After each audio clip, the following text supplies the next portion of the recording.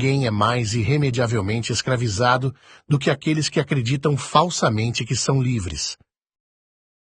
Essas palavras de Goethe, escritas há quase 200 anos, ressoam hoje com uma relevância impressionante. Vivemos em uma era onde muitos presumem que são livres simplesmente porque o Ocidente não se transformou em uma distopia brutal como a retratada por George Orwell em 1984. Para a maioria, a tirania seria evidente, fácil de reconhecer. Mas será que é mesmo assim? Ou estamos presos em uma prisão invisível disfarçada de liberdade, semelhante à sociedade descrita por Aldous Huxley em Admirável Mundo Novo? Imagine um mundo onde a tecnologia, as substâncias, o entretenimento e os prazeres fáceis criaram uma população tão distraída que não percebe as correntes que a prendem. Quando Huxley lançou o Admirável Mundo Novo em 1931, ele não via seu cenário distópico como uma ameaça iminente. Mas 30 anos depois, com o avanço do totalitarismo e os grandes avanços na ciência e tecnologia, sua visão mudou. Em 1961, Huxley fez um alerta sombrio. No futuro, as elites aprenderiam a controlar as massas, não pela força, mas através de uma enxurrada interminável de prazeres e distrações. Huxley previa um mundo onde as pessoas não apenas aceitariam, mas amariam sua servidão. Haverá um método farmacológico de fazer as pessoas amarem sua servidão, produzindo um tipo de aprisionamento indolor para sociedades inteiras, disse ele. Nesse futuro, as pessoas teriam suas liberdades retiradas, mas em vez de se rebelarem, estariam tão imersas em prazeres que não sentiriam o desejo de lutar. Seria a revolução final. Mas, como o prazer pode ser usado como uma arma de controle? Para entender isso, precisamos olhar para o conceito de condicionamento operante, desenvolvido por B.F. Skinner. Em 1938, Skinner realizou experimentos que mostraram como o comportamento pode ser moldado, não pela punição, mas pela recompensa. Ele descobriu que recompensas são muito mais eficazes para criar comportamentos duradouros do que o medo. E se esse princípio fosse aplicado em larga escala para manipular e controlar populações inteiras? Em Admirável Mundo Novo, a recompensa suprema era um fármaco chamado soma. Essa substância oferecia férias da realidade, garantindo que os cidadãos estivessem sempre satisfeitos e nunca questionassem sua condição. O soma não só mantinha as pessoas felizes, mas também as tornava mais suscetíveis à propaganda e ao controle.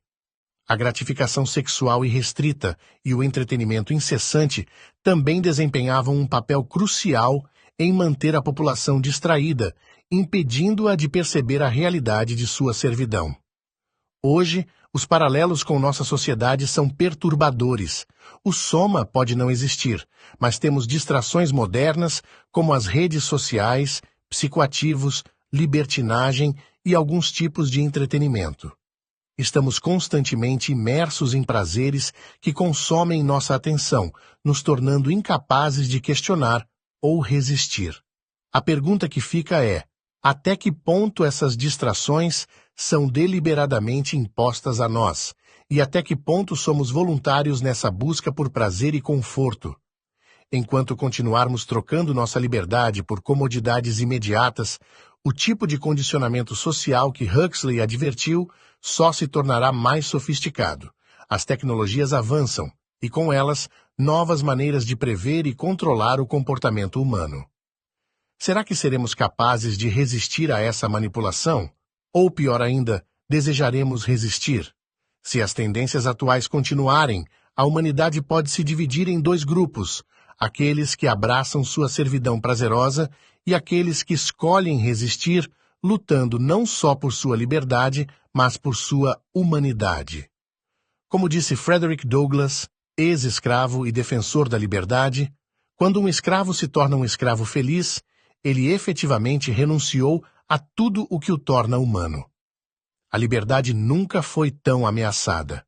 O desafio de nossa era é reconhecer as correntes invisíveis que nos prendem e, acima de tudo, encontrar a força para lutar contra elas. Reconhecer essas correntes invisíveis é o primeiro passo para a verdadeira liberdade. Mas a luta não será fácil, e a maioria pode nem perceber que há uma batalha a ser travada. A sociedade moderna, com suas distrações e recompensas imediatas, foi cuidadosamente projetada para manter as pessoas ocupadas, satisfeitas e, acima de tudo, conformadas. E quanto mais profundo mergulhamos nesse mar de conforto superficial, mais difícil se torna emergir para respirar o ar puro da realidade. O que estamos enfrentando é uma revolução silenciosa, onde o controle não é imposto por meio da violência ou da coerção explícita, mas através de uma combinação sofisticada de prazeres, tecnologia e condicionamento psicológico. Então, eu te pergunto, como resistir a isso? Como acordar para uma verdade que muitos preferem não ver? Primeiro, precisamos nos tornar conscientes do poder que essas distrações exercem sobre nós. Precisamos questionar a natureza dos prazeres que consumimos, das tecnologias que usamos e das crenças que adotamos. Precisamos nos perguntar: estamos realmente vivendo de acordo com nossas próprias vontades ou estamos apenas seguindo um roteiro cuidadosamente elaborado para nos manter dóceis e subservientes? A resistência começa com pequenos atos de consciência. Desconectar-se, ainda que momentaneamente, dessas distrações pode ser um desafio, mas é um passo essencial para recuperar o controle sobre nossas próprias mentes. Refletir, questionar e buscar conhecimento são armas poderosas contra a manipulação. Além disso, é crucial cultivar relacionamentos reais e significativos. Em Admirável Mundo Novo, as conexões humanas foram substituídas por interações superficiais e utilitárias. Ao contrário, relacionamentos autênticos e profundos podem nos ancorar na realidade e nos proteger das ilusões fabricadas pela sociedade. A comunidade, o apoio mútuo e a solidariedade são fundamentais para manter nossa humanidade. Outro ponto importante é a educação, mas não qualquer educação. Precisamos de uma educação que nos ensine a pensar criticamente, a questionar, a desafiar o status quo.